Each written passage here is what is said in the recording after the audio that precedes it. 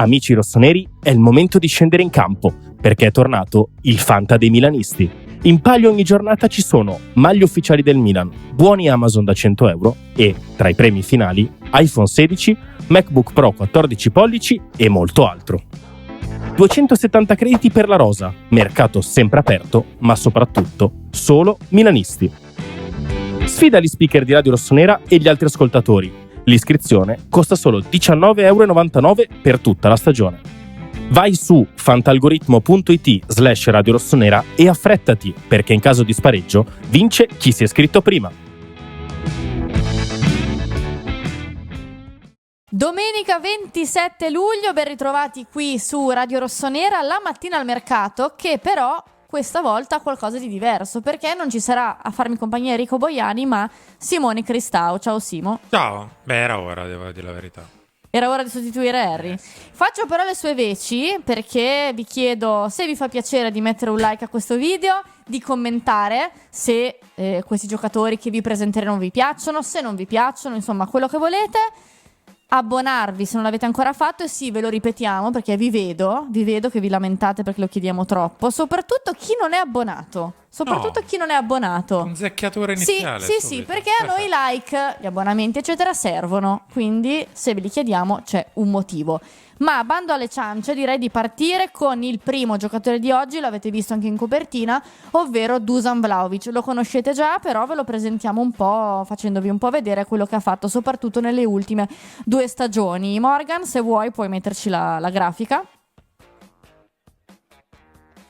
Lo vedete qui, 25 anni, ancora molto giovane tra l'altro Dusan Vlahovic, sembra in Serie A da una vita, però è veramente giovane, punta centrale, serbo, 1,90, valore di mercato attuale 35 milioni.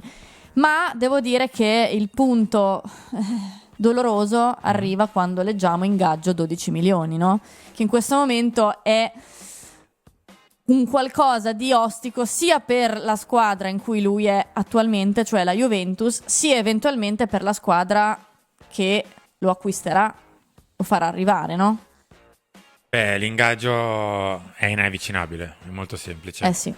Totalmente inavvicinabile, per forza di cose. Se dovesse mai, diciamo così, lasciare la Juventus, probabilmente si dovrà decurtare, più o meno in qualsiasi squadra andrà, soprattutto se viene al Milan, dove c'è un top scorer degli ingaggi che è Rafael Leao, che prende 5+2. È ovvio che, come vedete in questo momento, Dusan Vlahovic bypassa nettamente anche i bonus di Rafael Leao, quindi per forza di cose, se dovesse arrivare, dovrebbe tagliarsi ampiamente lo stipendio.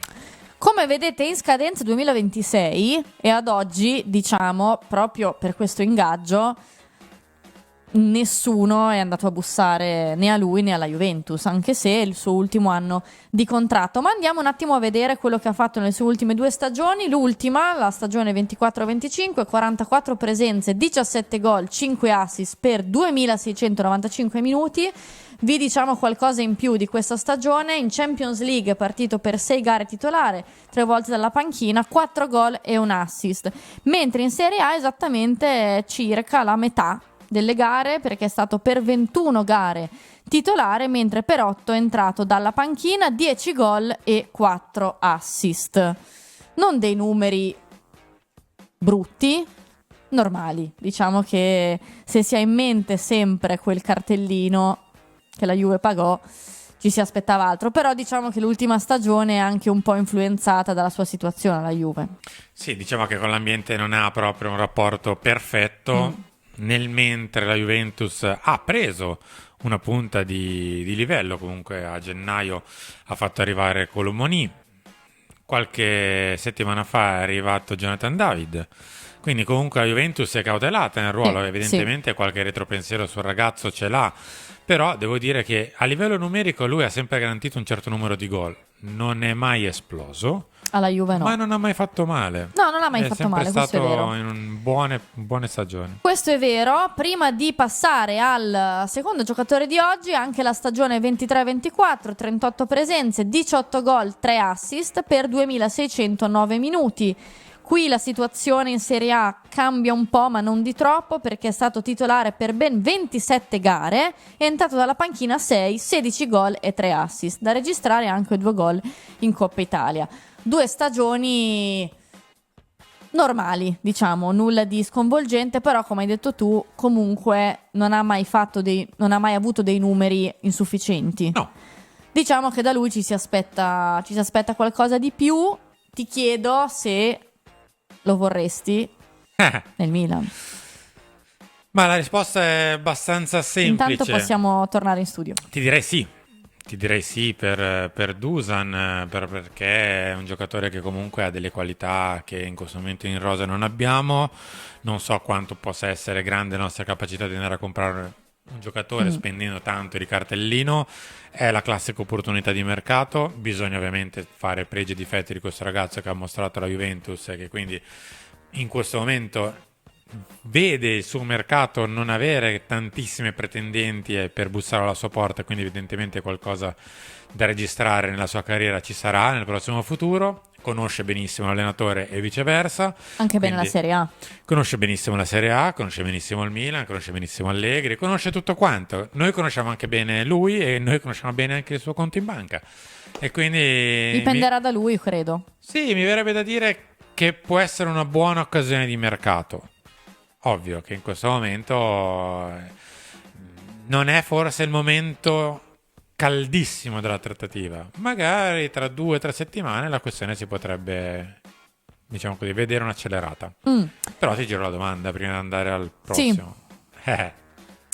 Ma guarda, e giro la domanda a chi ci sta ascoltando. Considerando diciamo le difficoltà che sta incontrando il Milan a chiudere trattative in questo mercato, perché ad oggi, vero che manca ancora tutto agosto, però ad oggi come dicevi tu non ci si aspetta un attaccante da 60 milioni. Ti direi sì, perché mi sembra un'occasione. Poi dipenderà tanto dalla sua volontà sull'ingaggio, però è anche a scadenza, quindi deve essere consapevole che ad oggi non c'è stata chissà quale proposta da un altro club. Quindi ti direi sì, perché abbiamo dato seconde chance a giocatori peggiori di Dusan Vlahovic. Questo sì. Okay. Ma cambiamo ruolo, Vai. cambiamo giocatore, grafica numero 2, perché ora tocca a te. Dovrai sostituire al meglio Enrico Bogliani parlando di un terzino destro. Vabbè, ci metto anche molto poco perché lo conosciamo già in realtà, nel senso che l'abbiamo visto sbocciare in Serie A. Wilfred Singo, che queste 2 ultime stagioni le ha giocate al Monaco, terzino destro come vedete in grafica, però ma non solo. Esattamente, Bea, perché alla Bisogna quest'anno ha fatto il centrale di difesa, il centrale di destra nella difesa 4, lasciando così il posto a Wanderson, che tra l'altro è un altro di quei nomi di mercato che ogni tanto è stato accostato al Milan. Si è disimpegnato discretamente, come vedete in grafica ha giocato praticamente tutte le gare, 35 presenze, 3 gol, 3 assist per un totale di 2700 minuti circa. È un giocatore dall'ingaggio approcciabile, è un giocatore dal valore di mercato approcciabile. Sì. Sicuramente non è in questo momento forse il piano A del Milan, è forse il piano B per quanto riguarda la posizione del terzino destro, perché il piano A lo conosciamo, anzi lo conoscete, visto che l'avete già raccontato alla mattina del mercato. Sì, perché qui si parla di giocatori che poi quagliano. E Stupinian ve l'abbiamo portato. Grazie, Bea, d'altronde regina del mercato non lo sei per caso, ma dobbiamo raccontare di un giocatore che magari potrebbe essere, se la questione con lo Strasburgo non si dovesse che sa accendere per quella 2, potrebbe essere un buon atterraggio, diciamo così, su un piano B, visto che anche nella stagione precedente sempre il Monaco aveva giocato comunque parecchio, aveva giocato più da terzino. Lo vedete un po' di scarto rispetto a questa stagione nelle presenze, per il semplice fatto che ha fatto gran parte dell'inverno in Coppa d'Africa e quindi non ha avuto infortuni, è semplicemente stato impegnato in Coppa d'Africa e quindi, essendo andato avanti molto con la sua nazionale, lo vedete, ha giocato un pochino meno, complice appunto la Coppa d'Africa e 2 rossi, 2 cartellini rossi. Ti chiedo un po', Bea, cosa ne pensi di questo ragazzo che conosciamo molto bene in Italia, più quasi in realtà come quinto, perché lui al Torino ha fatto quasi più il quinto di centrocampo barra il terzino. A me sembra un buon giocatore, devo dire che io sono prediligo chi ha già fatto qualcosina in Serie A, perché secondo me a questa squadra serve esperienza, servono giocatori più pronti che delle promesse, le abbiamo già. Singo, vero, un giocatore che non è che un giocatore fatto e finito, però comunque ha già un buon tasso di esperienza. Vediamo un po' come si evolveranno le cose con Guela Doué, perché lo Strasburgo sappiamo che attualmente non molla l'osso. Però mi sembra un buon giocatore. Devo dire che se a sinistra il paragone è pesante, perché a sinistra devi andare a sostituire un giocatore come Teo Hernandez, a destra vieni da dubbi, diciamo, chiamiamoli dubbi, no? Tra Davide Calabria prima, poi Emerson Royal, poi Kyle Walker, che aveva iniziato bene, poi si è un po' perso, quindi a destra è un po' differente, no? Beh, credo che la valutazione sia anche quella di cercare di riequilibrare un po' le fasce. Se da un lato c'è Stupinian, che comunque ha una propensione offensiva, da questo lato sia Guela Doué, che comunque è un giocatore di gamba ma non è un giocatore offensivo, che lo stesso Singo, che comunque ha fatto gran parte dei 2 anni al Monaco da difensore centrale, ti serve un po' per equilibrare appunto la bilancia della squadra tra la sinistra molto in avanti e la destra un pochino più, diciamo così, col freno tirato. Ti pongo l'accento su una questione. Hai parlato di Teo Hernandez e del fatto che comunque aveva un certo tipo di rendimento, cioè al di là dei voti in pagella comunque c'era. Infortunato quasi mai. E Stupiniani invece qualcosina sul campo lo ha lasciato. Singo nelle ultime 2 stagioni ha saltato solo 5 partite per infortunio. Quindi vuol dire che comunque nelle 2 stagioni al Monaco praticamente ha fatto quasi percorso netto. Tenuta fisica importante. Vuol dire che ha tenuto veramente bene botta anche da quel punto di vista. E quindi ti direi che se non dovesse andare in porto Guela Doué, ma non tanto perché lo diciamo noi perché ci piace, ma perché è il desiderio del Milan di fare lui come prima opzione, può essere un buon piano B, anche perché dal punto di vista proprio monetario costa meno di Guela Doué. Sì, assolutamente una buona alternativa, ne abbiamo parlato. Vediamo un po' come si evolveranno le vicende della fascia destra. Io direi che siamo arrivati in fondo a questa puntata della Mattina al Mercato, dove c'è il direttore e non c'è Enrico Boiani. Quindi proprio per questo mettete più like. No, sto scherzando, povero Harry.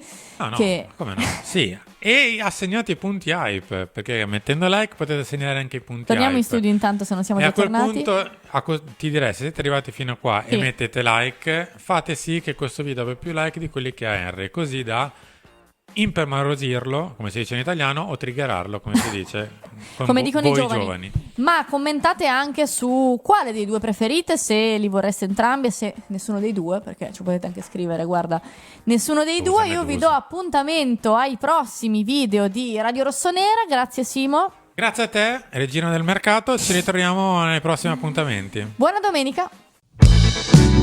Amici rossoneri, è il momento di scendere in campo, perché è tornato il Fanta dei milanisti. In palio ogni giornata ci sono maglie ufficiali del Milan, buoni Amazon da 100 euro e, tra i premi finali, iPhone 16, MacBook Pro 14 pollici e molto altro. 270 crediti per la rosa, mercato sempre aperto, ma soprattutto solo milanisti. Sfida gli speaker di Radio Rossonera e gli altri ascoltatori. L'iscrizione costa solo 19,99 € per tutta la stagione. Vai su fantalgoritmo.it/Radio Rossonera e affrettati, perché in caso di spareggio vince chi si è iscritto prima.